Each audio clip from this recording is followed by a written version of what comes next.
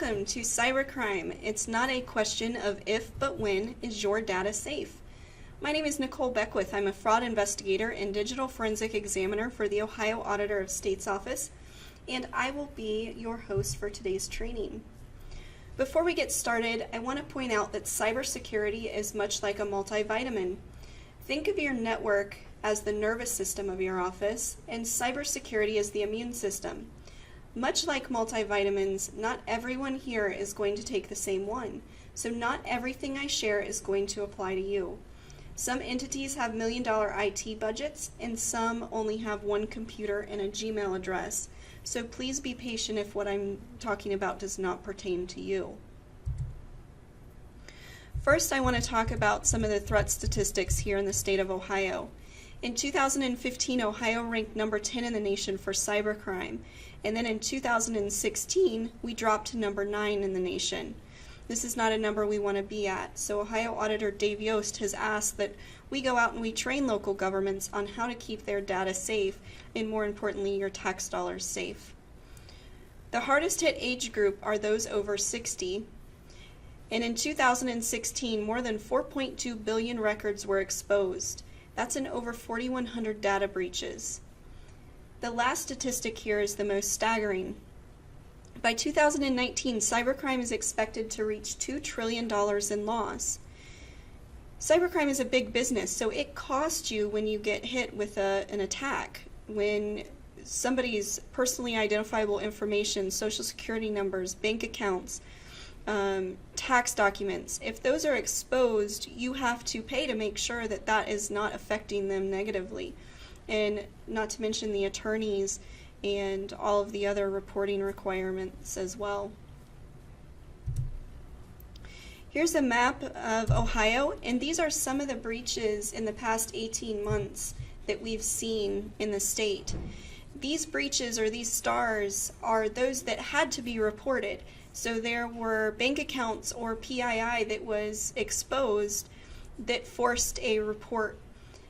Not everything has to be reported. So if you receive a phishing email, for example, if there's nothing that's breached and you have not given up any information or bank accounts, you do not have to report that. Here are some of the victims of cybercrime in what I just showed you. Montgomery County, Miami Valley Regional Planning Commission. They were hit with ransomware and asked to pay $1,400 in Bitcoin. Because they had backups in place, their IT department was able to restore their system and make sure that everything was back up and running in no time, so they did not have to pay the ransom. Clinton County, Morrow County, Columbiana County, and Licking County were all hit with ransomware as well. We're going to talk about Madison County and Delaware County in their vishing and phishing schemes.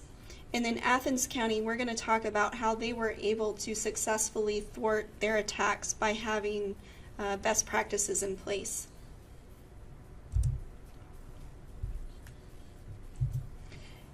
Ohio Auditor Dave Yost urged local officials last summer to be alert for cybercrimes targeting governments in the wake of attacks throughout the state. We continue to be targeted, and it's no longer acceptable to stick your head in the sand and pretend that this can't happen to you. This is an example of what Licking County had to post on their doors when they had their ransom attack. As you can see, all their county computers, the website, the phone systems were taken down with this attack. Here's our agenda for the day. We want to make sure that we arm you with the tools necessary to battle these threats as best you can. We're going to discuss current threats that could affect you, practical and budget-friendly ways that you can prevent these attacks, and prepare for when they do happen. I'm going to show you a step-by-step on how to respond to an attack and give you the contacts you need to help you during these times. First, we're going to watch a quick video. This is the top 5 hackers, and this is published in 2015 on YouTube by Top Trending.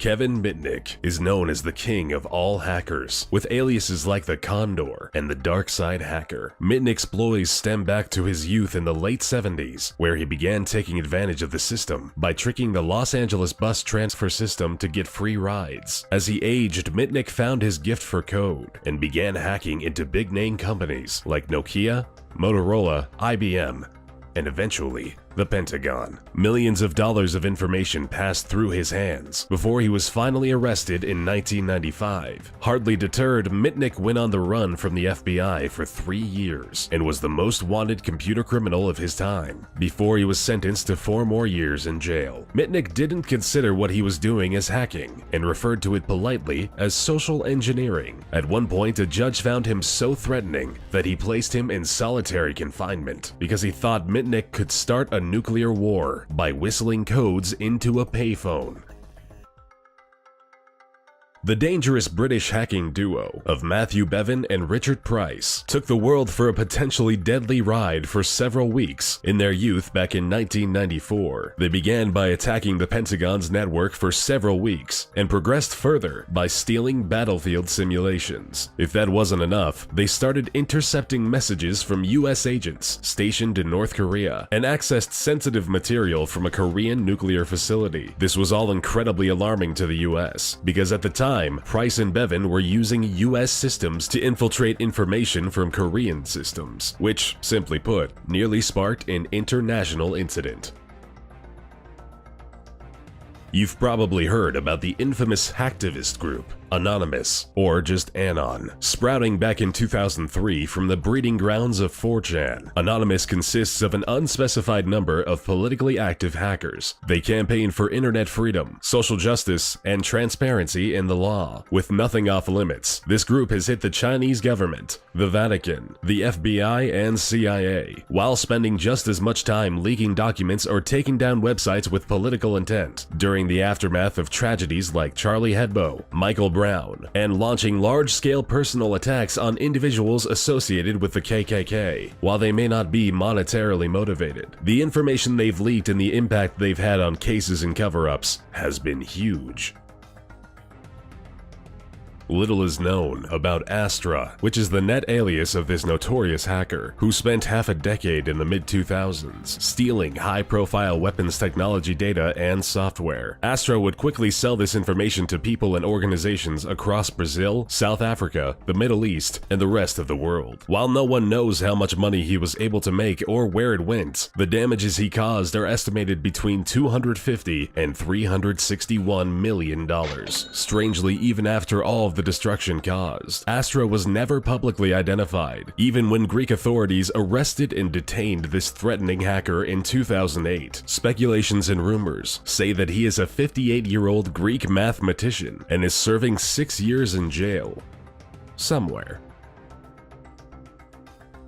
Gary McKinnon infiltrated over 97 US military and NASA servers in just a year during 2001. He deleted sensitive data, software, and files that cost the US government $700,000 in recovery charges due to the severity of the damage. Confident in his skills, McKinnon, who went by the alias Solo, taunted the military by posting, "Your security system is crap. I am Solo. I will continue to disrupt at the highest levels." Strangely enough, McKinnon wasn't in it for any kind of monetary gain, and it turns out he was just looking for files containing evidence of extraterrestrial life, which, according to McKinnon, he found.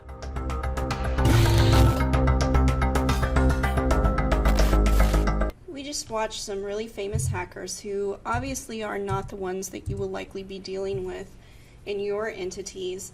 But you can see that everyone is susceptible to attack and compromise, even the Pentagon.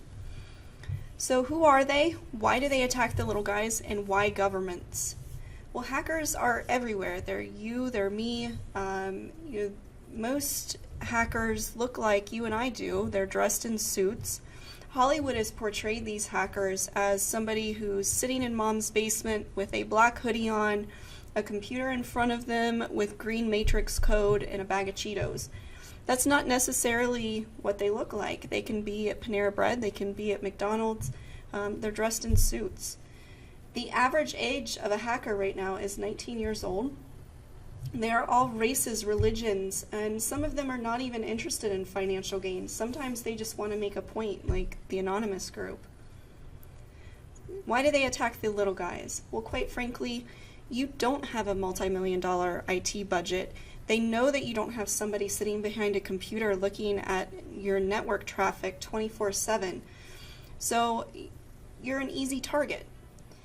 And why governments? Well, quite frankly, we house an enormous amount of sensitive data in PII.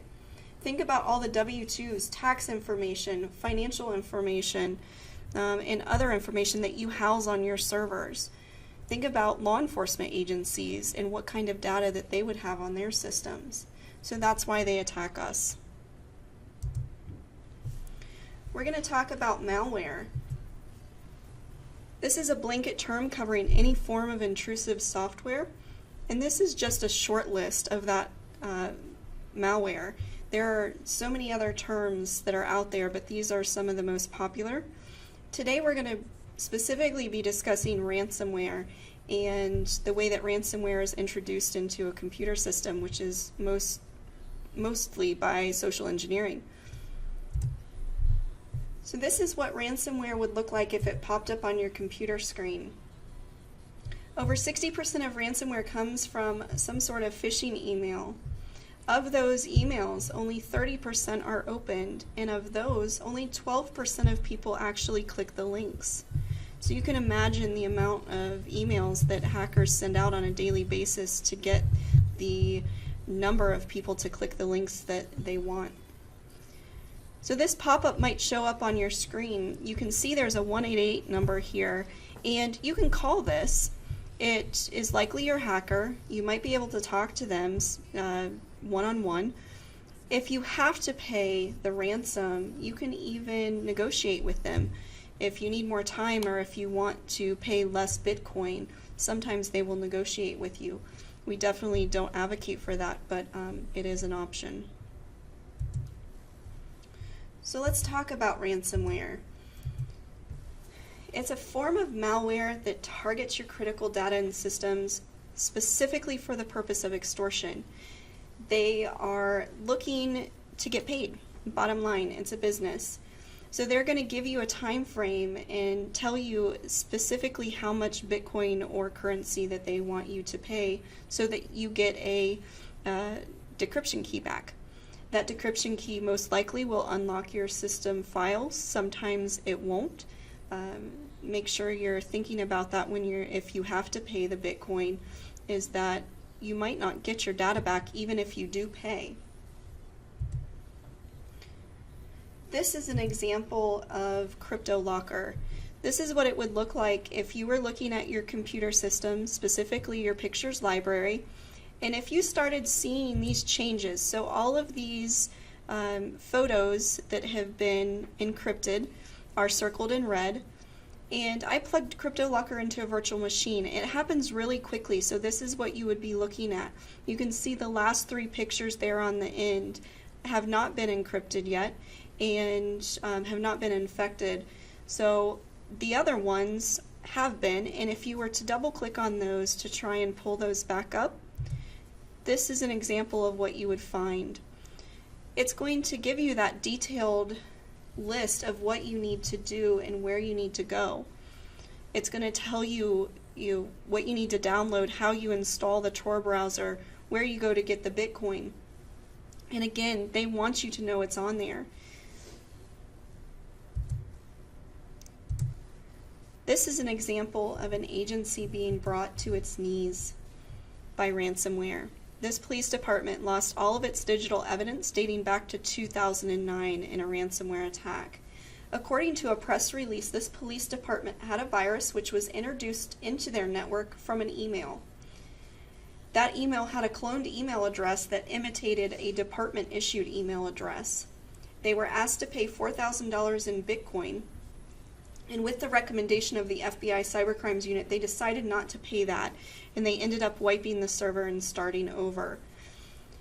They stated that most of their Word documents, Excel files, body camera video, in-car video, in-house surveillance video, and photographs that were stored on the server were corrupt and were lost altogether, but they said that they had most of the backups on CDs anyways, so they weren't specifically concerned with losing some of those files. Social engineering is the most common method of an attack, and specifically phishing emails. But social engineering is hacking without a computer. It's becoming more and more popular, and it's very easy to do. It's the human element. So what I like to tell folks is your greatest threat to your agency or your office are your employees. However, they are also your greatest defense. You have to invest in training and train your employees often on what to look for. So what is it?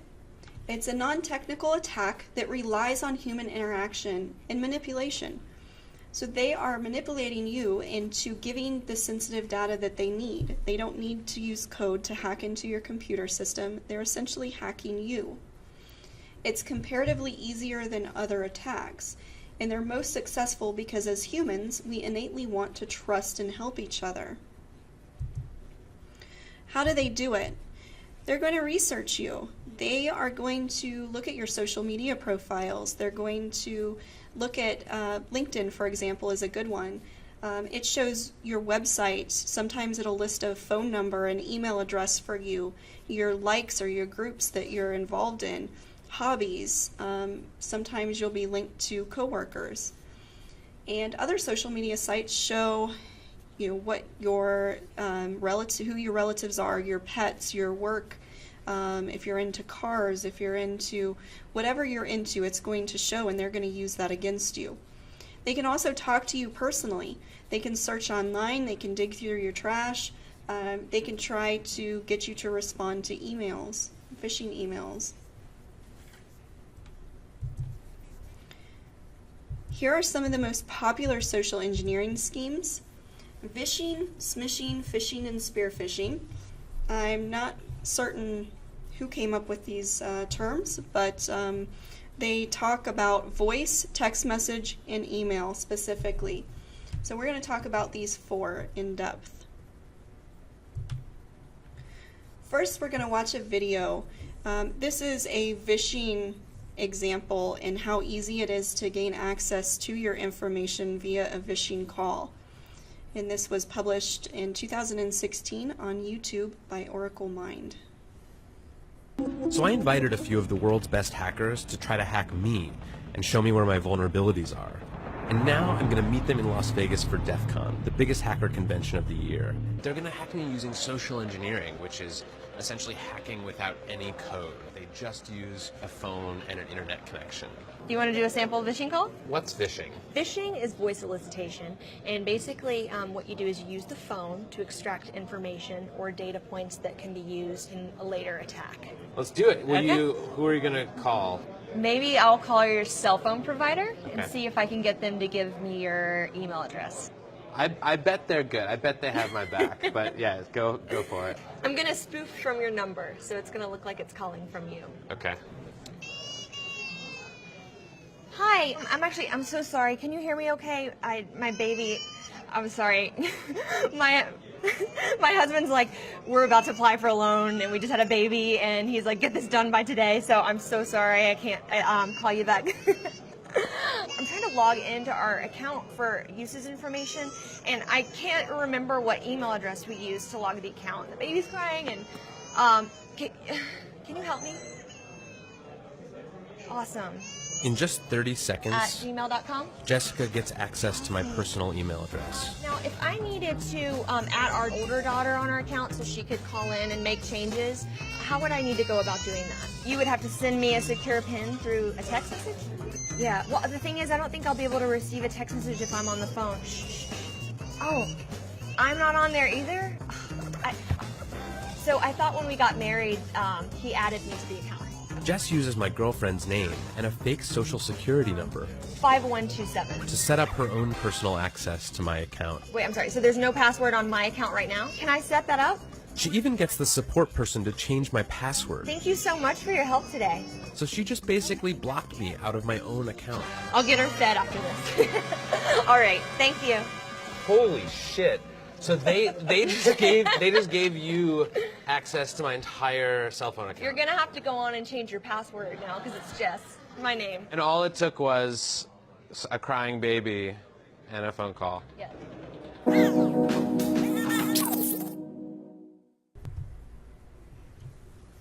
That was an example of a phishing call, and you have to admit she was really good. Even putting the baby sounds on there, that was quite brilliant actually. Here are some of the scams that we've seen here in the state of Ohio for phishing calls. The IRS phone scam most of us are familiar with. The Microsoft Help Desk phone scam, Google business listings, free vacations, free security systems, and credit cards, specifically lower interest rates. So we're going to skip the IRS phone scam for a second because I'm going to do a case study on that in just a minute. So let's go to Microsoft Help Desk phone scam. This is something one of my friends called me up the other day and she said, Nicole, you're going to be really interested in this. Her daughter had called her from college one night just frantic and said, Mom, you have to give me your credit card. I'm on the other line with Microsoft and they're saying that my PC has a virus, and if I don't pay them $299 right now, I'm going to lose everything. And Mom, I have my exams, my reports, my papers, everything's on this computer. I can't lose it. Please just give me your credit card. And my friend calmed her down for a second and said, okay, who did you say was on the phone? She said, well, it's Microsoft. They said that my PC has a virus. She said, well, honey, you have a Mac. So it's those little things that they're hoping that you're not paying attention to. It's the details. She wasn't concerned about whether she had a PC or a Mac. She was concerned about losing all of her data and her final exam papers for college. So she was ready to pay that, and I have no doubt that if she had access to the money, she would have went ahead and paid it. Google Business Listings is another one that's popping up lately. They're being asked to pay $99 or $199 so that their business or your government agency can be listed on Google. And they're even going to tell you that they're going to do search engine optimization. They're going to make sure that you're in the top 10 if somebody Googles that entity or business name. And some of them may actually do it, but you can do this for free yourself.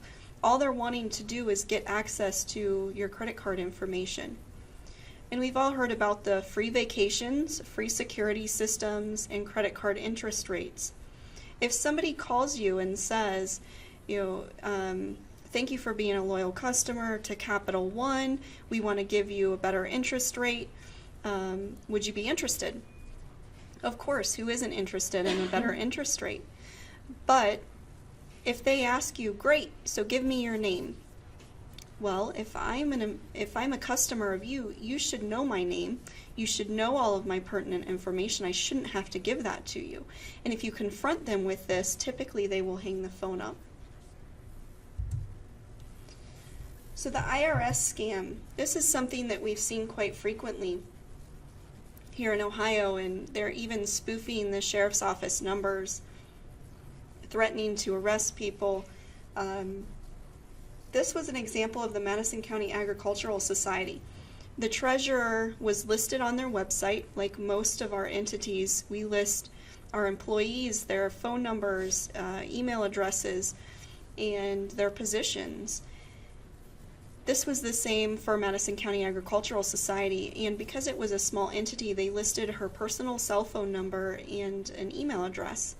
So this Visher called her up and told her that they owed back taxes and she needed to pay right away, which in this case was actually true. He gave her his agent name and badge number, which she actually Googled. It did come up, however, she didn't scan down far enough to show that it was a scam. So she did do her due diligence in that respect. He then told her that she had to pay right away. She told him, no, I will write a check, I'll send it in, just let me know how much we owe. which is when he started the threats. He told her, if you don't pay right now, I'm going to send the sheriff out to arrest you. We have to get this taken care of right now. So, like the Microsoft Help Desk scam, she was more concerned about the immediate threat than she was the details. He actually gave her directions to the nearest Kroger's grocery store and asked her to stand in line, buy green dot cards for $1,000 a piece, and then give him the number so that he could cash those in. And if you're unfamiliar with green dot cards, those are reloadable cards that you can send to family members out of state. You can give them the number. Walmart has these as well. So he asked her to do this over the period of a couple weeks, and she ended up cashing in quite a bit of money in these green dot cards, a little over $60,000 for the Agricultural Society. And the whole time that he was on the phone, he was social engineering her. So he's asking her, you know, are you married? Do you have kids? Do you have pets? What do you do? So he's social engineering her so that he can get some information about her as well. When he thought that the Agricultural Society was tapped out with their money, he then told her that she personally owed back taxes and that she needed to pay as well. So he did the same thing with her, and when she pushed back a little bit and said, you know, no, my husband does our taxes, he didn't tell me that we owed back taxes, he then threatened and said, you know, if you don't pay right now, we will come blow your house up. Now, I'm not sure about you, but I know that the IRS is not in the business of blowing folks' houses up. At least we hope so, right? So this was one of the things that should have been a red flag to her, but again, she had already established that trust level with him, and she wasn't thinking about the details. And these folks are very manipulative. They're good at what they do, and so she wasn't thinking about that in the moment. So again, she agrees to pay and ends up paying over $30,000 of her own money, their retirement fund, into this scam. So this individual got over $90,000 just from one phone call, and they're making hundreds of these a day, and they're just hoping that one person is going to bite, and in this case she did. Smishing is the next social engineering scheme, and smishing is basically the same thing, but they're using text messages to gain information from you. This typically is going to include a link directing you to sign into something, and it's likely going to appear as a common name or company that you probably do business with on a daily basis, so it might be the post office or Amazon or eBay. The example on the screen there is from my partner. She sent me this and said, you know, I don't have a Huntington bank account, but I thought you might be interested. And the phone number there is even using the same area code that she uses, so that it's appearing as if it would be somebody local that she would deal with. Of course, if you were to call that number, it's likely a visher that is going to ask you for personal details. Now, I have on this screen as well the dad story. So my dad, bless his heart, is one of the most technologically challenged people I know. We all know one of these people. Dad had a flip phone for the longest time, and it pained me to see him sitting there texting my sister on this flip phone, and he'd be sitting there for a half an hour, but he's texting her, I'll call you in 10 minutes. So it would be easier if he just made the phone call instead of taking all that time to text. So what I did is I bought Dad an iPhone. I thought that was really smart. It would help him out, and maybe he would learn something. Well, Dad gets one of these smishing texts. It was right around Christmas, and the text said, congratulations, you and your entire family have won a Disney cruise trip. All expenses paid. All you have to do is click this link. So Dad clicks the link, and he goes to a fake email or iTunes sign-in page. He enters his real iTunes information. He uses his username and his password. It then downloads an app called Musical.ly, which there is a real app called Musical.ly. This one just happened to be a fake one. And my dad didn't realize what was going on, so he didn't think anything of it. In the meantime, they're charging him every day $3.99.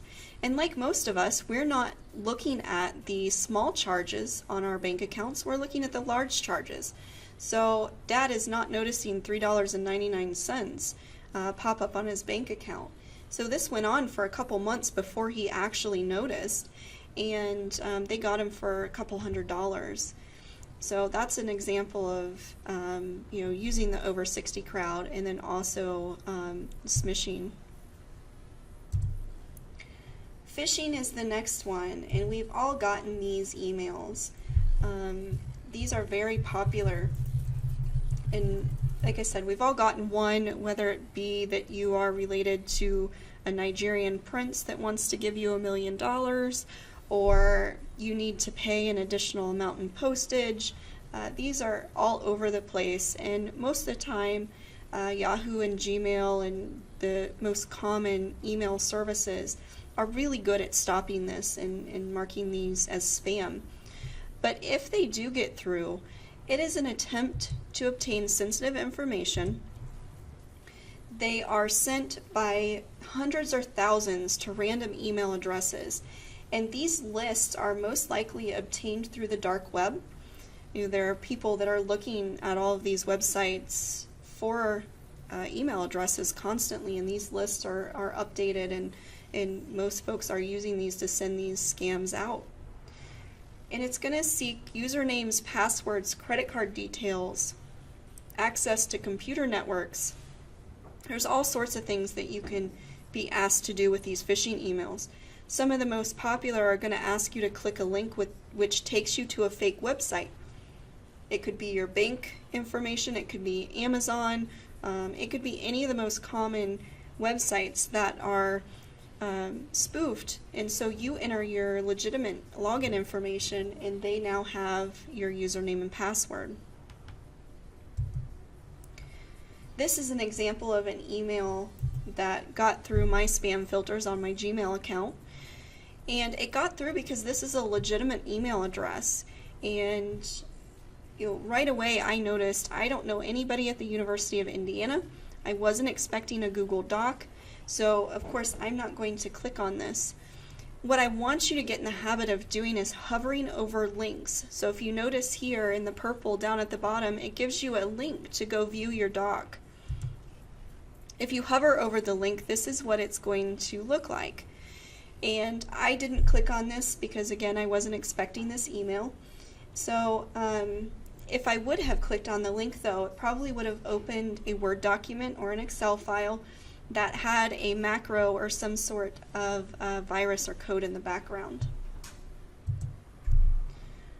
What do you look for when you're getting these emails? You're going to look for who it's addressed to. Grammar and spelling is a big one. Is it a deal too good to be true? Is it somebody you deal with on a daily basis? Were you expecting the email? For example, if your friend Bob goes to bed at 9 o'clock every night and you get an email from him at 2 in the morning, that's going to be out of the norm, so you might want to question that, and maybe his email account was compromised. It's going to ask for personal information. Check for the domain names and the email addresses that are listed. One of the most common things that folks do to spoof these are to put an R and an N next to each other in lowercase instead of an M, because if you're not paying attention, you can mistake it for an M instead of the R and the N, which is what it really is. It's going to include a reason that they can't be reached personally, and it's usually going to give you a deadline for which you have to act. So assume every email is a phishing email. Do not click the links in emails, and if it's asking you to call a number, go to your browser and look that number up for that business or that person yourself. If it's asking you to go to a website, type that website into your browser yourself.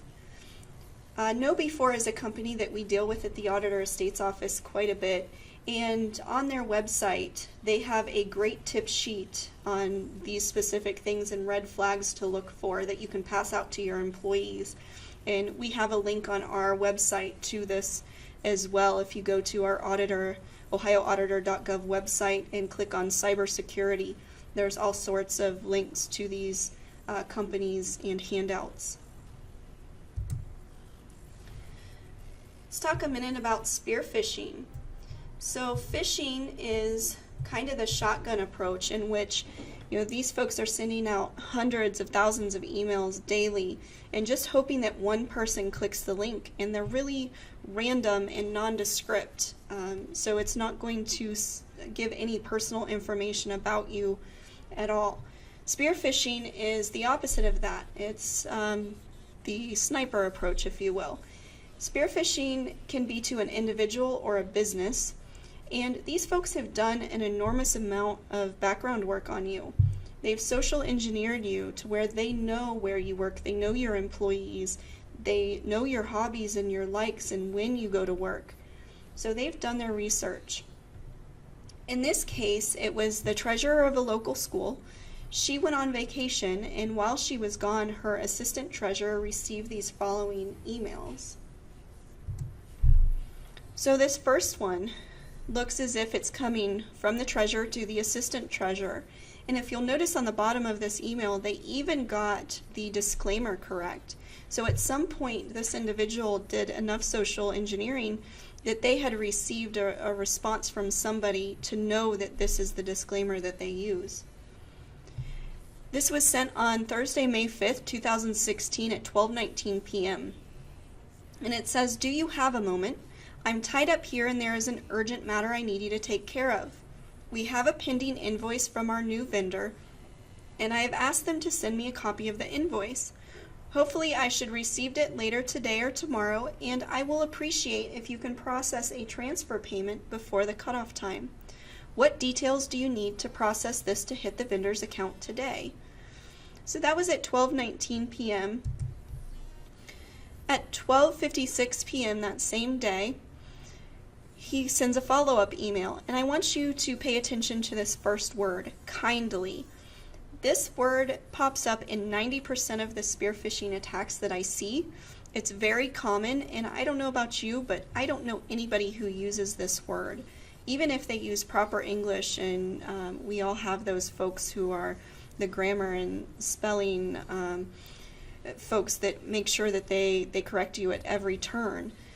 But kindly is used quite a bit in these spearfishing emails, so I want you to pay attention to that word. It says, "Kindly go ahead and initiate the transfer on my behalf today. Here's the information for the transfer." And it's giving Wells Fargo Bank, and the beneficiary is Alberta Rosarita Jones. Most of us in local governments are not dealing with a specific person. We're dealing with a company or an organization, not an individual. This Wells Fargo account was actually to a construction company in West Virginia. So when I contacted Wells Fargo Bank and gave them the routing and account number, they were able to show the account holder what had happened and get that shut down immediately. They're asking for $38,520, and it says, "Get back to me with the notification of transfer via email once you get the transfer done." They need this because, I don't know about you, but if I see $38,000 coming into my bank account, that's a big deal to me. I'm going to know that something's not right, and I may stop it or at least question it. You can also see up there the 349 Walnut Street, Suite 3075. That is not a legitimate address. If you were to Google that, it does not exist. So she ended up doing this wire transfer. The assistant treasurer wired this $38,000, and because she notified him once the transfer was done, he has to bounce that money out of that bank account immediately so that that individual doesn't notice. And they're going to bounce it to multiple accounts. They got the $38,000, so a few days later, they're going to ask for another one. In this one, they go a little bit deeper, and it looks like it's coming from the superintendent to the treasurer, and it says, "Attend to this immediately and make sure the payment goes out today." That is then followed up with the treasurer sending an email to the assistant treasurer. And it says, according to Angie's email, we need to make a transfer payment today for books today. Again, grammar. And there's that word. Kindly email me to let me know if you are available to process this transfer. Again, humans, especially Americans, we are very good at people pleasing. And we want to make sure that we're getting this done, especially if your boss is asking to get something done today. You're going to try and do it. So with this one, what happened is she started questioning this, and there was a follow-up email just a little bit later at 9:18 a.m. and it says, please process the transfer payment in the amount of $93,710 today and get back with me with a notification of transfer via email once you get the transfer done. Wiring instructions attached. She did not transfer this amount. She ended up having a conversation with the treasurer who made her aware that not only was this one incorrect, the first one for the $38,000 was incorrect. And I want you to notice the attachment. Attachments typically are used to deliver the malware. In this case, it was a Word document. Fortunately, there was nothing attached to this email or this attachment, so nothing was in the background of this Word document. But Word document and Excel files are the most popular for attaching malware in, or at least putting macros in that will try and download the malware from an outside source. The hacker made one mistake this entire time that he was dealing with them, and that was when she hit reply on one of the emails, it actually went to the real email address that he was spoofing from, which was an @yandex.com account. And for those of you who are unaware what Yandex is, it's the Russian form of Gmail, basically. And before you guys say, I knew it, has to be the Russians, they're always behind these attacks, that's not necessarily true. Although if I was a hacker, I think I would try and make it look like I was the Russians as well. Since they're being blamed for everything, we might as well go ahead, right? You and I can sign up for a Yandex.com account just like anybody can sign up for a Gmail account. So they stopped this payment. They were able to get a good amount of their money back. What wasn't returned by the FDIC and the bank, their bonding company insured, and then an anonymous donor covered the rest of that amount. This was what the attachment looked like. Again, this is a real bank account. This was to a lady in New York City who again had no idea that her bank account had been compromised. So she was very happy that we notified her of this. You can see again the account name is an individual, not a company or another agency. And he uses the same 349 Walnut Street address. And if you want to make sure that this address exists, you can type it into USPS or even in Google, and it will tell you whether it exists or not. So you can do a simple search to make sure that you check up on that. Let's talk about Wi-Fi safety now. This is something that most folks don't pay attention to, but is a really simple attack. How many of you are able to take your laptops or your devices out of work? You can take them to hotels when you're traveling, or you can go sit at Panera Bread or Starbucks and do work. Most of the time when folks do that, they're connecting to the free Wi-Fi at these locations, which can be a very easy point of compromise. So what do you look for when you're connecting to a free Wi-Fi? Well, first I would say don't. If you don't have to connect to free Wi-Fi, don't trust any free Wi-Fi. Just assume that every public Wi-Fi account or free Wi-Fi account is compromised. If you do have to use it, ask an employee for the Wi-Fi network name. So if you're at Starbucks and you see 2 or 3 different Starbucks free Wi-Fis, ask which one is the legitimate account. And sometimes, especially with hotels, they might have multiple. It depends on how big the hotel is. Use a VPN, a virtual private network. Our agency, like most government agencies, does have a VPN that we have to connect to. And a VPN cannot make online connections completely anonymous, but they can usually increase your privacy and security. This prevents the disclosure of private information, and VPNs typically only allow authenticated remote access using tunneling protocols and encryption techniques, which keep your data safe.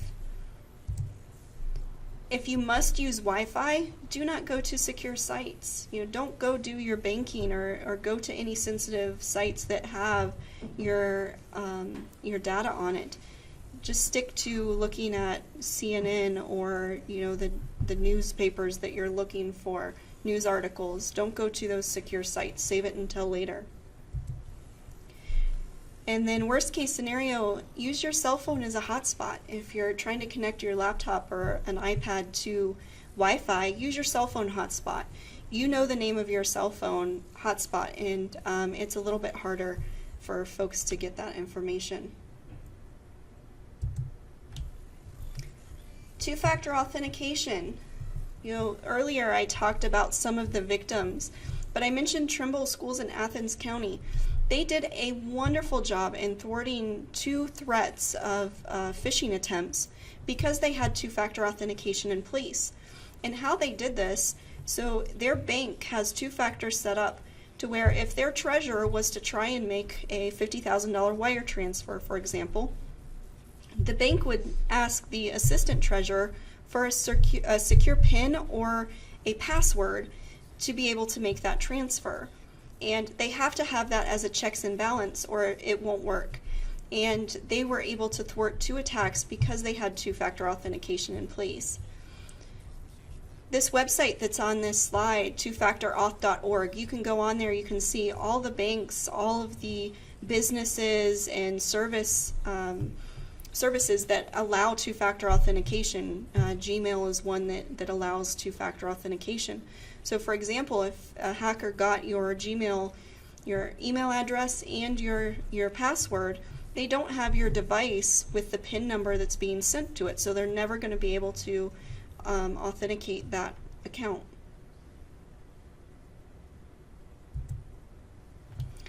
I can't do a cybersecurity training without talking about passwords.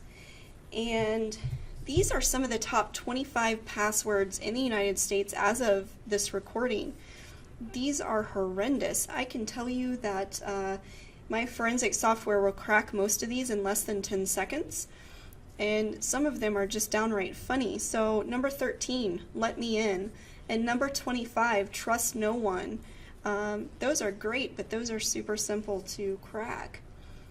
And those of you who use the sticky note, the picture in the bottom right hand corner, you know who you are. You write your password on the sticky note, you put it under your in your desk drawer or put it under your keyboard, and that's where it is. And most people know that that's where they would go to get a password.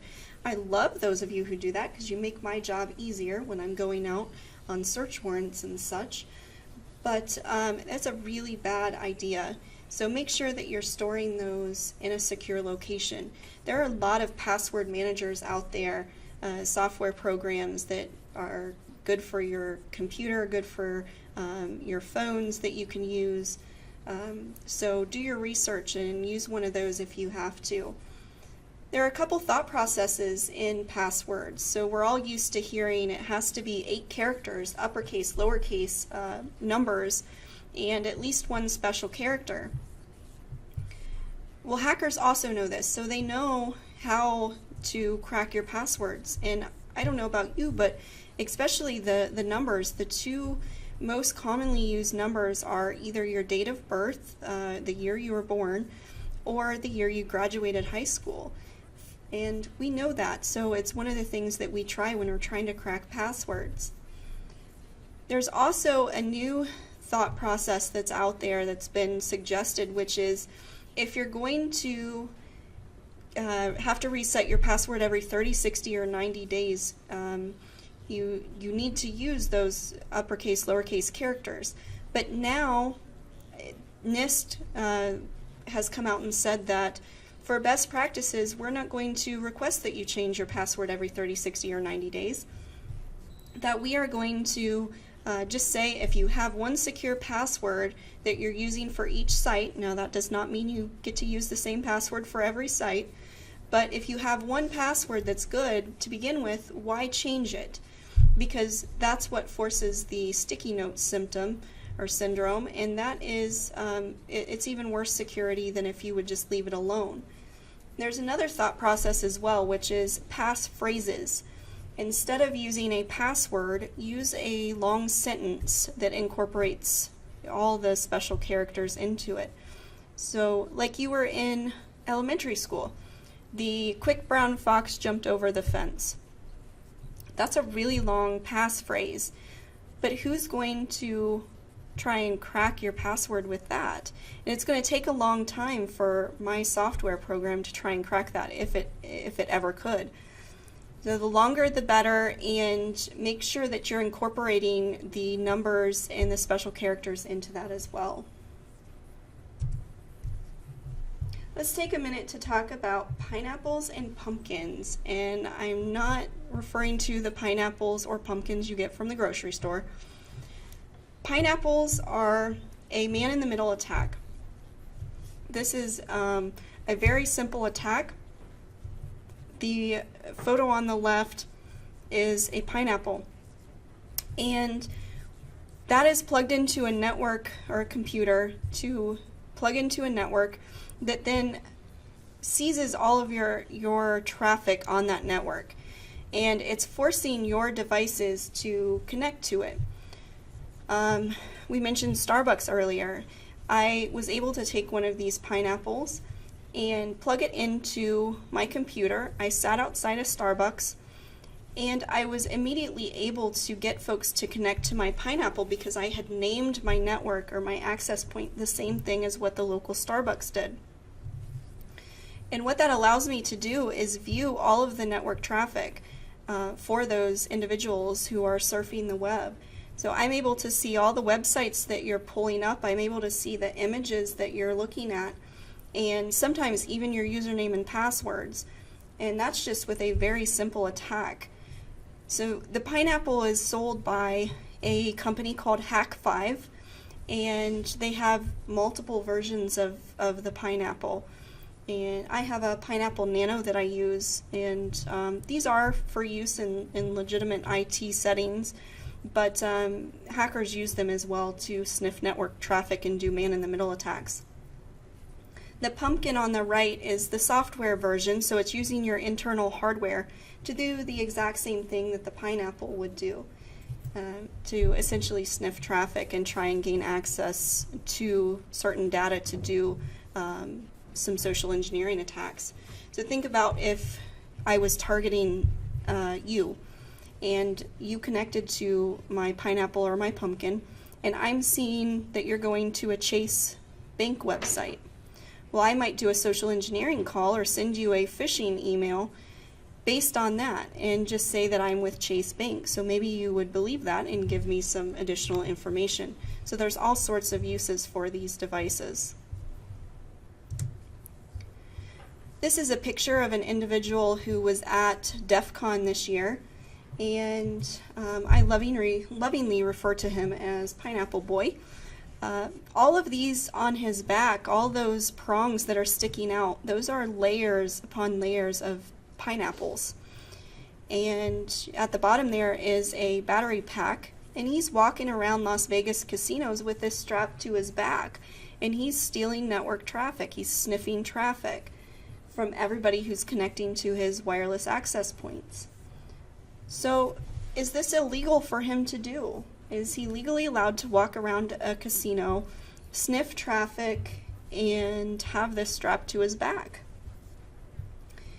Yes, it is perfectly legal.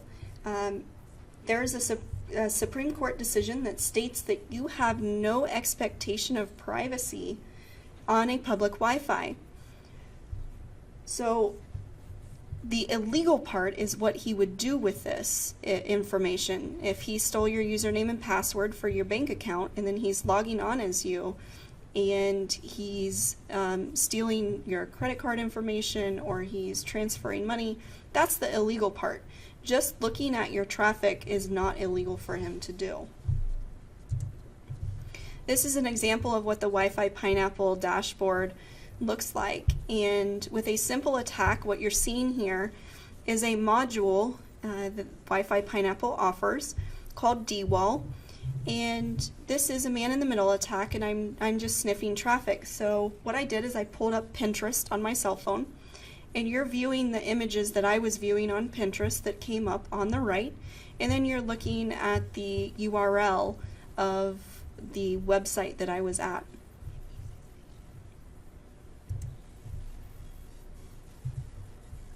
How this works.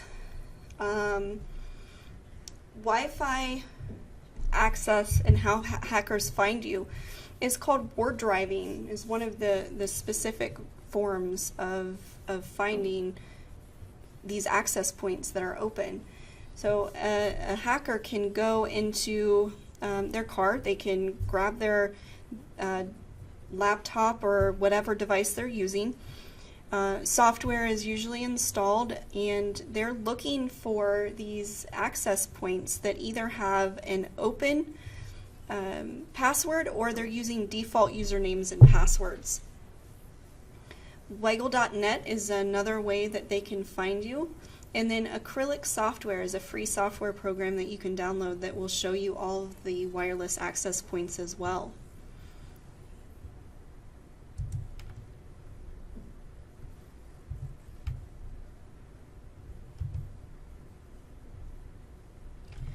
This is Waggle.net, and I entered in this search bar right here my address, or my city that I live in, and you can see all of the houses. So each of these squares are houses, and all of these are wireless access points and the names. If they're in red, they have a password on them. If they're in green, they're open networks. So you can see this No SSID, the Invent, and this Peruanos. Those three are open networks. So what somebody would do, what a hacker would do, is drive around the neighborhood. They would see those open access points. They would sit outside on the driveway or in the street, and they would use your access point, your internet connection, to download whatever they wanted. So they might be going to the Tor network, or they might be downloading, all sorts of maliciousness on their computer. And that IP address, when they're downloading this stuff, is going to come back to you. It's going to come back to your house. I know a lot of folks set up guest accounts or guest Wi-Fi that doesn't have a username and password on their home routers, and that's just a really bad idea. Even if you separate accounts and have one for your personal and one for your guests, make sure it's still locked down with a username and password.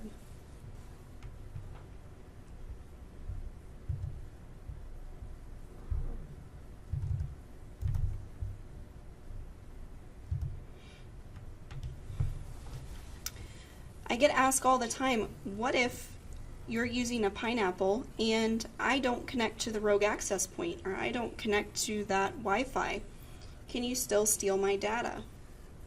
Yes, I can, and it's called probing, and here's how that works. Here's your cell phone, for instance. You have your home router, and your access point is called Our Home Wi-Fi. There's the coffee shop router that you connect to. You go do your work at the coffee shop, and it's called Coffee Free Wi-Fi. Your cell phone, if you have connected to those, saves those in its system. And most of us, as we go home from work, our cell phone or our devices are automatically going to connect to that network. You have it set up in your settings to automatically connect, so every day you don't have to enter that information and the password every time you get home. So your cell phone is storing this, and what happens is your cell phone is constantly sending out a signal or a probe asking, is coffee free Wi-Fi available? Is Our Home Wi-Fi available? And typically, if you're not within range, you're not going to get a response back. Those routers are not able to say, yes, I'm available. But what happens with a Pineapple, you can set it up to make sure that it allows associations, and you're spoofing those routers and access points so that your phone will say, yes, it is available, and the pineapple's saying, yes, I am available, and your cell phone connects to them anyways. And most of us connect to Starbucks or Dunkin' Donuts free Wi-Fi. Hilton Honors is one of the, or H Honors is one of the most popular ones. All Hilton hotels use H Honors, and so I've been able to spoof that and get cell phones and devices to connect to that more than any of the access points that I've tried. And so you essentially don't have to connect to a Wi-Fi at all to get that to work.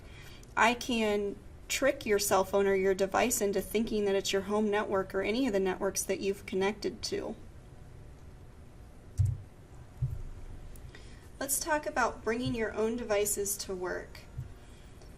Some of you might be able to bring USBs or cell phones, tablets, laptops, basically anything that connects to a Wi-Fi into your office. And you want to make sure that your office has a policy on this, because think about your coworker or your friends that when they go home, think about the stuff that they're searching at home and that they're using on their phone, their tablet, their laptop, and then you don't know what they're downloading. So if they're downloading a Word document, for example, that has malware embedded into it, and then they come in and they are able to connect to the work network, that's a potential point of compromise. And anything that's on that device could then spread to the work network. So think about this, and if you have a policy on it.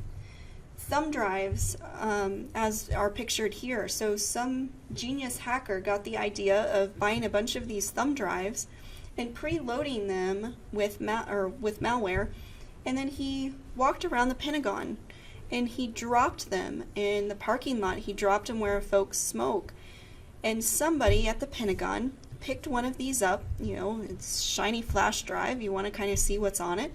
He plugged it into the Pentagon network, and this is how the Pentagon was hacked at one point, because that malware automatically downloaded into the Pentagon network. So make sure that your agency has a policy on this. The Internet of Things. This is a new buzzword that's out, and most of us have something in our house that connects to the internet that likely does not have a username or password. So for example, you see the Nest thermostat over there to the right on the wall, and it says, "I'm turning off the heat until you warm up my bank account." Or the smart refrigerator that says, "Are you hungry? Pay up and I'll unlock my door." So anything that connects to your wireless internet or your network can be hacked. These are all potential points of compromise, and most of the time these devices do not have a username and password that are protected. So hackers are able to hack into these folks to get into your network. How many devices do you have in your office or at your house that are connected? How many of you have child monitors at home? We call them baby hackers, not because they are hacking child monitors, but because they are new hackers. And child monitors or baby monitors are very easy to hack. And if you want some interesting viewing, go to YouTube later on and type in baby monitor hacks, and you're going to see a whole host of videos where these hackers are hacking into these child monitors and actually talking to these babies. In one instance, there was a hacker that, he must be a good hacker, because he hacked into a child monitor. He was able to see, because it was a video monitor, and he saw that this baby was crying. And instead of doing like most of the other folks do, which was yelling at the baby or waking the baby up, he actually sang a lullaby to the baby. So he was a good hacker, I guess, just testing out his skills. Refrigerators, smartwatches, your printers. There are so many cameras nowadays that when you take a digital photo, you can just email it to yourself instead of having to plug it into your computer or download those images. fitness trackers and security systems as well. An example of this is at DEF CON recently, there was a hacker who found out that smartwatches monitor to the millimeter of movement. So if you had your smartwatch on the same hand or same wrist that you typed in your ATM PIN code, he could actually use the code in that smartwatch because it recognized the movements, and he could hack your ATM PIN just by using your smartwatch. Now that's a pretty far-fetched example. It's likely not going to happen, but it's an example nonetheless of what can occur with these devices. We're going to watch a quick video. This was published in 2014 on YouTube by Top 10 Commercials. This is the cat that drank the milk and let in the dog that jumped on the woman who brewed the coffee. Brew coffee. That woke the man who was late for work. All right, I gotta go. And drove the car Driverless mode engaged. that found the parking spot Find parking space. Parking space found. that alerted the door that opened the control room, Hey, Bob. that secured the data, that directed the turbines, that powered the sprinklers, that watered the grass, that fed the cow, that made the milk, that went to the store, that reminded the man to buy the milk, that was poured by the girl who loved the cat, that drank the milk. The Internet of Everything is changing everything. Cisco, tomorrow starts here. Now we're going to get into the weeds a little bit. We're going to talk about practical prevention and the incident response lifecycle, and this is where we're going to talk about some of the tips and tricks to prevent these attacks from happening. As I mentioned earlier, not everybody has that $1 million IT budget, so I wanted to put some free tools out here that anybody can download and use. These were the top 3 by industry professionals that were picked by industry professionals for the prevention. So Bitdefender Free, ClamWin Antivirus, and Privacy Badger were all picked as popular downloads for 2017. Bitdefender and ClamWin are antivirus software. Privacy Badger blocks spyware and trackers. So if you've ever gone to Amazon, you've been looking for, say, a pair of tennis shoes, and then you go on Facebook and you see all of those ads for the same pair of tennis shoes on the right-hand side of your screen, that's a tracker. And you can block these trackers, Google ad trackers, you can block spyware, which are the bad forms of trackers, and adware by using Privacy Badger, and you can select what you want to block and what you don't want to block. File shredder software. Again, just because you put it in the trash does not mean it's going to be deleted. I can't tell you how many times that I've been able to find evidence in the trash can of somebody's computer because they thought that just because they put it in there it was gone. These were the top 3 by industry professionals as well. Eraser, Securely File Shredder, and FreeRacer were all the top picks. And then free VPN software, TunnelBear, Hotspot, Shield Free, and Private Tunnel. And I want to make sure that I mention that you should ask your IT department, if you have an IT department, before you install any of this software to make sure it's not going to mess up any existing software that they have installed on your computers or your network. For those folks out there who are in a law firm or a prosecutor's office, even law enforcement, we might get enormous amounts of discovery and data on CDs or thumb drives or external hard drives. And what I recommend is you use a separate computer for this discovery or data, and make sure you're plugging this into that computer, scanning it with antivirus software before you then load this onto your network for folks to see. Because again, macros are hidden in all sorts of places, same with malware, and this would be an easy way to hide this. And you don't know, it might not be malicious on their end, but there might be a document that has this in the background that they're unaware of as well. And so you just want to make sure you're scanning all of this stuff and making sure that you're paying attention to what you're actually putting on your network. Here's some preparation tips. Keep your operating system up to date. This should be pretty self-explanatory, and most computers will do this automatically anyway, or it'll prompt you to do it. But make sure you're keeping that up to date. And then also your software and your browsers need to be kept up to date. Outdated software is a really popular form of an attack vector in getting into your network in attacks, because it's using outdated protocols. So update your software and your browsers. Use antivirus, anti-malware, and ransomware software as well.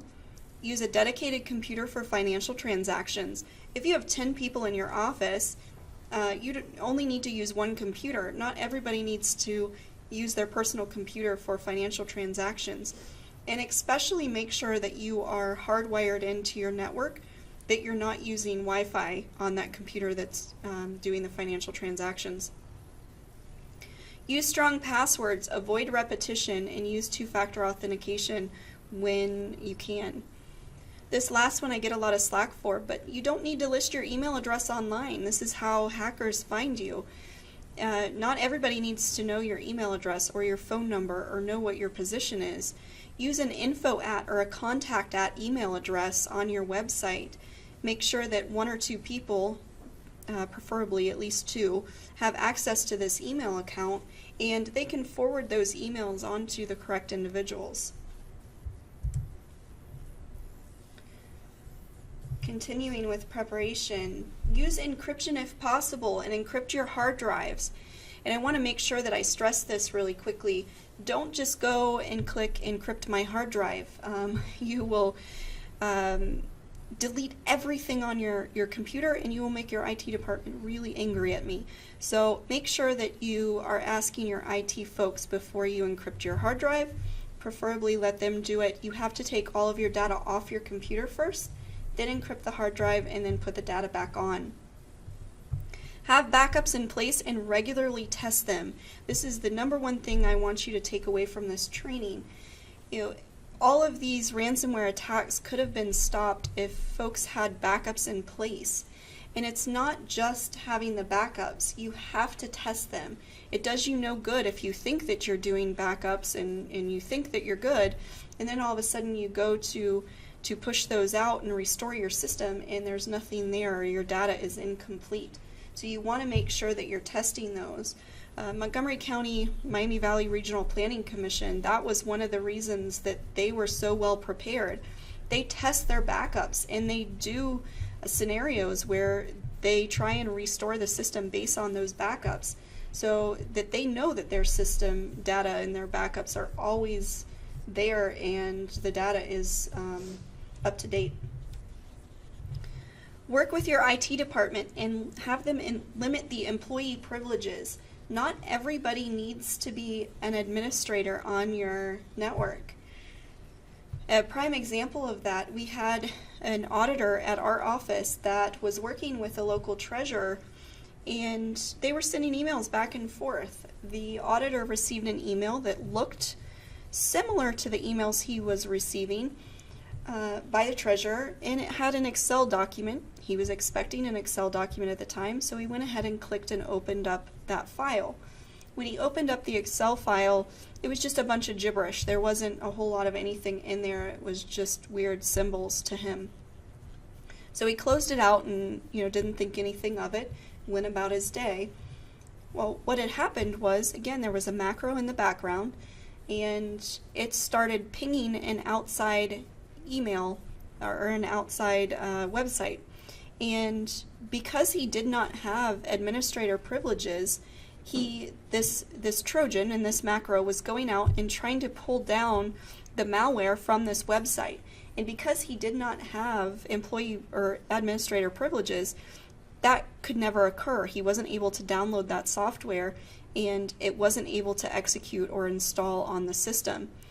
Our network administration guys were seeing this outside ping. This website was being pinged by a computer, hundreds of times in an hour. And so they were able to backtrack and see what computer it was that was doing this, take that computer off the network, and then scan it, and they saw what had happened. So they were able to restore his computer from his backup. Our office has several of these security measures in place, but this is one of the most basic that anybody can do. If you are IT, you should be looking at the NIST guidelines, the Cybersecurity Framework, Cyber Framework, and the CIS controls, and both of those websites are listed here. Let's talk a little bit about IT versus law enforcement. I get asked all the time, well, why should I involve law enforcement in these ordeals, in these attacks? Are they on the same side? Do they have the same goals in the end? And yes, absolutely. IT and law enforcement are like players on the same team. They both want to win, but they play different positions, and therefore they go about things a little bit differently. So IT folks want to get your system back up and running. They want to use the backup, restore everything, and you're good to go. Well, for us in law enforcement, what did you just do when you did that? You erased every piece of evidence or every trace of evidence that I would have to put a case together and find who did this to you. So when you're putting your plan together, you need to be aware of these two folks and make sure that you're making a decision as to whether or not you want to get law enforcement involved right from the beginning. If you choose not to, just know that we're never going to be able to figure out who did this to you. Prepare first and react second. So we want to make sure that you're doing a self-assessment first and foremost. Identify those crown jewels by thinking like a hacker. Make sure that you know where your secure data is and what data a hacker would want. So those W-2s, those bank accounts, social security numbers, tax information, all of that. Figure out where those are and what measures you have in place to stop somebody from getting to those. Conduct an internal phishing campaign. The next bullet point down, educate employees. It mentions KnowBefore. KnowBefore.com is a great company. Our Auditor State's Office uses this, and we've paid for one of their programs. We conduct internal phishing campaigns on our employees all the time. When we first started out doing these internal phishing campaign, our percentage was something like 19% of our employees, and we have over 700 employees. Click the link. And as we've gone and we've educated our employees and we've continued to conduct these internal phishing campaigns, that number has decreased significantly, and we're able to keep up to date on who is clicking those links.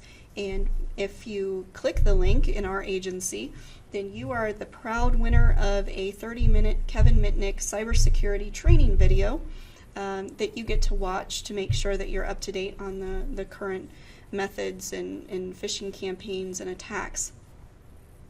So definitely go to their website. They have some free tools and tips and tricks and handouts that you can give to your employees, as well as that free internal phishing campaign.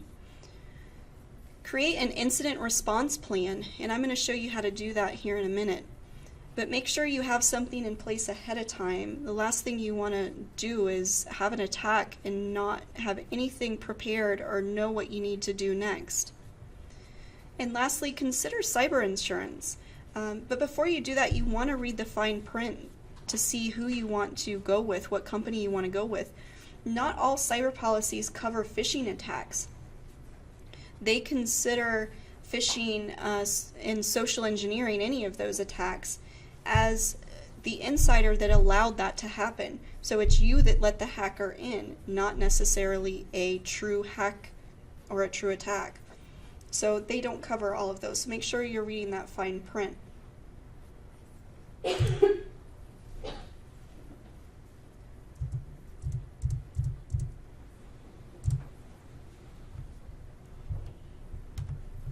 Detection.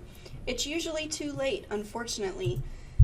Your IT department is going to notice that network traffic, or the pop-up is going to occur on your computer.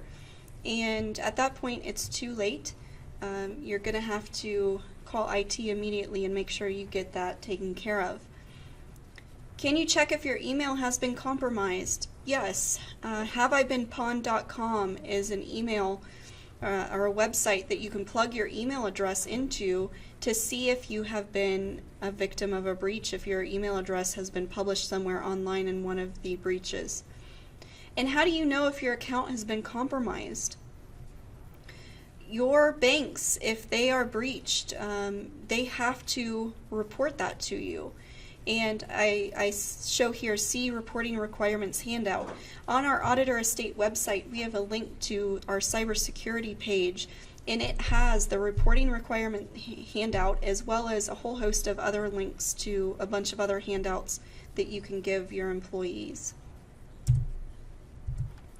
So what do you want to do first?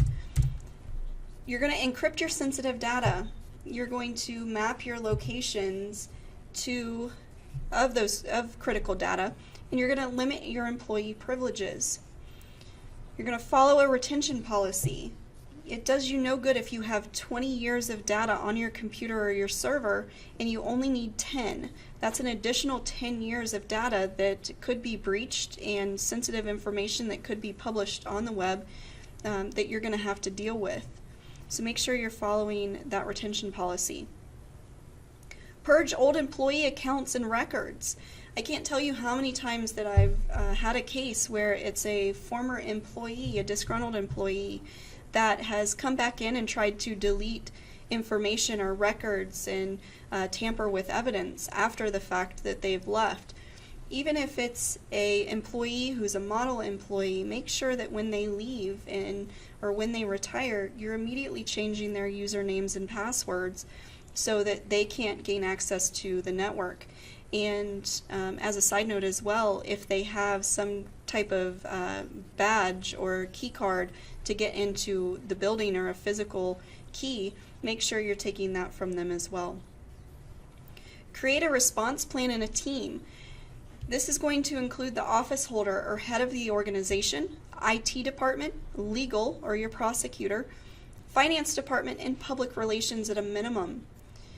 Establish clear action items for each of these individuals. Identify your key contacts, your IT folks and your law enforcement contacts, and I'm going to give you some of those law enforcement contacts in a minute. You should also know your IT, either your folks your employees that are at your office, or if you use a company, make sure you have after hours phone numbers for them, cell phone numbers.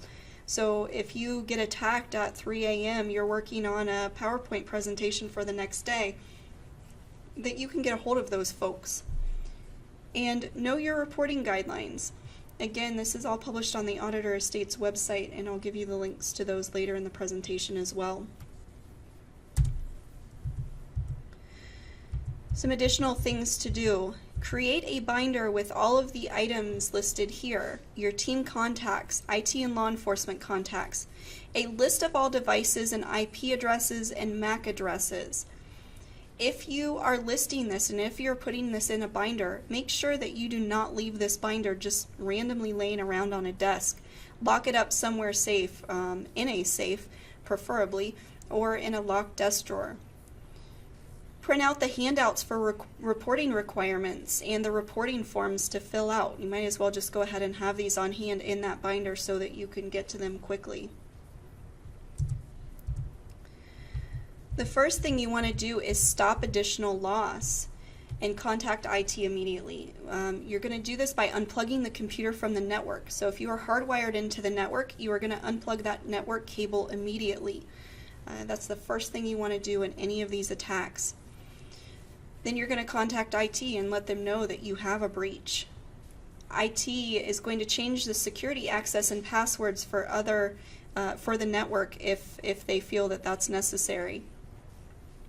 Respond to your arranged meeting area with your binder, with that plan in place, and notify those privileged personnel, your reporting channel. Contact proper law enforcement. Make sure that they're involved and that they are notified immediately so they can get folks en route. Take note of the date, the time, persons involved. If you know what computer was breached first and you know who was on it at that time, interview them. Ask that person what they were doing. Was there anything suspicious that they did or a link that they clicked before the attack occurred? And law enforcement is going to ask this as well, but you might as well get a jump start on that so that when they ask, you're aware. And then wait for law enforcement and forensic experts to arrive because it might take some time. And then handle media requests. I like to tell folks, make sure you have a press release already prepared and you can just type in the details later, and that saves you one less thing that you have to worry about during that time. So here's what not to do. Don't pretend it isn't happening. First and foremost, again, unplug that network cable immediately. Get that computer off the network so you're not damaging any other systems. If you have a laptop and you close your laptop lid and walk away, that's not going to help. That ransomware, that malware is still going to be there, and you could be doing more damage to your network. Don't try to fix or look at computers or the network. If you are not IT, you have no business trying to fix your computer. Contact them immediately and make sure that they are aware of what's going on. Do not turn off your computers and networks. And before any of you riot on me here, let me explain my thought process on this. If you know that you have a backup in place and your IT has that backup in place, absolutely pull that network plug and shut your computer off. If you are a one computer entity and you know that you have no backup and you are not on a network, you might not want to turn your computer off. Some of the ransomware variants, if you turn the computer off and then back on, if you have to pay, sometimes that screen with those details on where you need to go or what you need to do might not be there, and it might be a little bit hard to figure out. Do not attempt to image the computer. I had somebody do this. If you take the hard drive out, you image the hard drive, they thought they could put the new hard drive back in and the ransomware would be gone. Well, you copied the entire hard drive, which includes the ransomware, so it's still going to be there. Do not connect USB storage devices or any other machine to your computer, your affected computer or your network. Most of the ransomware variants today, if you have a thumb drive or an external hard drive, sometimes even if you have an open connection to the cloud, it's going to encrypt all of that data as well. And some of the variants will even put a worm onto those USB devices or the thumb drives. So if you decide to unplug them from the affected computer and then plug it into your new computer, it's going to infect and put the ransomware on that new computer as well. Do not run antivirus or anti-malware software. If your antivirus software did not catch the malware to begin with, it's not going to do it any good if you run it a second time. Do not turn a machine or a network back on unless you are IT or you've spoken to IT about your preferences. If you've already got it off, just leave it off. And make sure on all of this stuff that you have had a conversation with your IT folks and ask them what they want you to do in this instance, and that way your whole agency is aware of the steps that need to be taken. Should you pay? It depends. Do you have a recent backup in place? Again, if you have a backup in place and you know that its data is good and you can restore your system, then you don't need to pay. If you're that one computer shop, you don't have a backup, you might have to end up paying this. And you need to ask yourself, what's the time loss if you wait for IT to restore the backup? Some systems it might take days to restore, and it might actually be less time involved if you are paying the ransom. We don't suggest that at all. If you have a backup, take the time, do the backup, and make sure you're restoring from the backup, especially if you're dealing with taxpayer dollars. Are you prepared to lose everything if you pay and it's not restored? Nothing says that if you pay, these guys have to give your data back. So you might want to think about that too. If you do pay and you don't get it back, you might be out the money and the data. There's a website, nomoreransom.org. I do not know of anybody who's used this successfully yet, but there may be some keys that will be uploaded in the future to this website that you might be able to use. This website claims that if you upload a file from the affected computer, it will tell you what ransomware variant you're dealing with, and it will suggest a key, a decryption key, if there's one out there. Have you talked with your prosecutor? Your prosecutor or your legal counsel may not be okay with you paying Bitcoin or a ransom to a hacker, so you want to make sure that you've asked them that ahead of time. So what is Bitcoin? Bitcoin is a digital currency that was started in 2009 by an individual named Satoshi Nakamoto. Nobody knows who Satoshi is. It could be a group of folks, it could be a single person, but nobody knows who this individual is. They have not come out and claimed that they created this. Bitcoin or cryptocurrency is used in the black market, and it originally was used for purchasing drugs or guns, weapons, hitmen, prostitutes, anything that you could think of that was bad that was on the black market, cryptocurrency was used to purchase. There are no names associated with Bitcoin and the Tor network. It's only numeric addresses. So it's a ledger that anybody can download. You can see every transaction on this ledger, which is called a blockchain. Anybody can review this, and unless you know the addresses or the wallets, you won't know who the purchaser is or the seller. Where do you get Bitcoin? There are several different ways and places that you can get Bitcoin. You can purchase them from somebody who already has Bitcoin in their wallet. If you have a friend who's purchased Bitcoin, you can buy it from them. You can also buy it from an exchange, which we'll talk about in a minute. There are Bitcoin ATMs and Bitcoin banks. Here in Ohio, we have no banks here yet, but we do have a few Bitcoin ATMs. There are 5 in Columbus, 1 in the Dayton area, 2 in Cincinnati, and 7 in the Cleveland area. You can go to these Bitcoin ATMs. They are typically in pawn shops, and you can purchase Bitcoin with cash, credit, debit card. You can do wire transfers or even with other cryptocurrency. And then there are several exchanges as well. And we recommend Coinbase because it is housed here in the United States, so therefore it's bound by our legal system. So if you have to go to an exchange to buy Bitcoin, this is the one that's currently recommended. This is an example of an exchange that was recently shut down. This is one of the older exchanges. It was housed in Russia. It's known as BTCE. It to date remains offline. The U.S. Treasury's Financial Crimes Enforcement Network, or FinCEN, has announced a $110 million fine against BTCE for facilitating crimes like drug sales and ransomware attacks. They've also issued a $12 million fine against its owner, Alexander Vinnick. The U.S. Justice Department also filed a series of criminal charges, including conspiracy and money laundering against Vinnick after arresting him recently in Greece. So this remains offline at the moment. So you want to make sure that you're using a good exchange, and specifically one that's housed in the United States. This is what Coinbase looks like. You can sign up for a Coinbase account as an individual or as a business.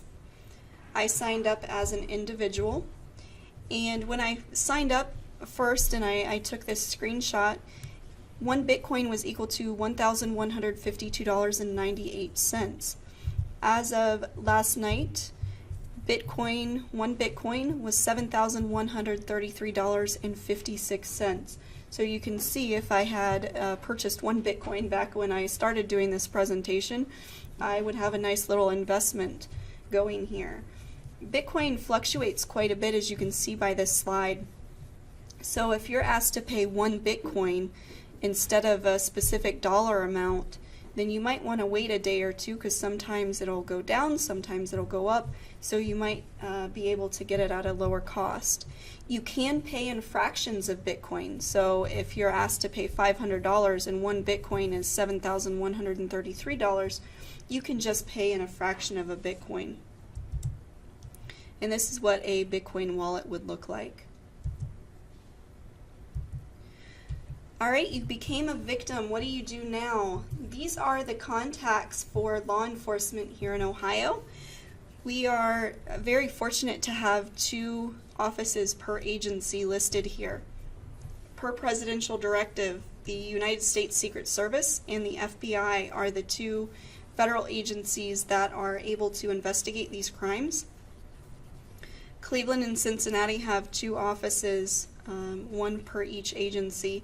Their phone numbers are listed here, as well as their websites. Down in the lower right-hand corner, the Internet Crime Complaint Center, or IC3.gov. This is a great location to go. It's similar to the KnowBe4 website in that it has all kinds of tips and handouts that you can give your employees. At the IC3.gov website as well, you can download the annual report, and you can look up Ohio and see what the specific attacks were, what the dollar amount associated with each attack was, and you can view some more statistics. We talked about reporting requirements. These are the websites that you are going to go to if you need to report a breach. And the website at the top there, uscert.gov, that's where you're going to go, and then underneath there you have the websites to the incident reporting form and the federal requirements. I suggest that you download each of these and make sure you put them in your binder so you have these ready. And you might want to specifically share the reporting requirements notification guideline with your prosecutor or your attorney when you're having this conversation. Alright, so this is wrapping up the presentation. Let's talk about ninjas for a second. Ninjas, if you believe in them, you're not going around every night looking around the corner as you're walking down the street trying to see if a ninja is going to pop out at you. The same thing goes for cybersecurity and working online. Inevitably, after each one of these presentations, I get somebody that comes up afterwards that says, I'm going back to a flip phone, I'm destroying my laptop, I'm not getting online, I'm using cash, no more credit cards, and I'm going to start growing my own vegetables in my own garden. You don't have to go to that extreme. Just know that these things and these attacks are out there. You don't have to be constantly looking for them. Just make sure that you're using caution when you're opening emails, when you're opening Word documents or Excel files, and when you're downloading stuff off the internet. Make sure you're doing due diligence and your research on the companies that you're dealing with. Here's my contact information. My phone number is listed there, as well as my email address. Please feel free to contact me at any time. And then also my Twitter handle is listed. I tweet quite frequently about any breaking news, tips, tricks, the recent breaches. If you were affected by the breaches, I'll even list how to deal with those or contacts to get a hold of for that. And then lastly at the bottom there, if you need to contact the Auditor Estate's website or their fraud hotline to give a tip on fraud, or if you need to contact us on cybersecurity or a breach, please feel free to do so at any of those contacts. So thank you for joining me today. Please make sure that you are going online and reporting that you took this training so you can get your continuing education credits. And again, thank you for joining us.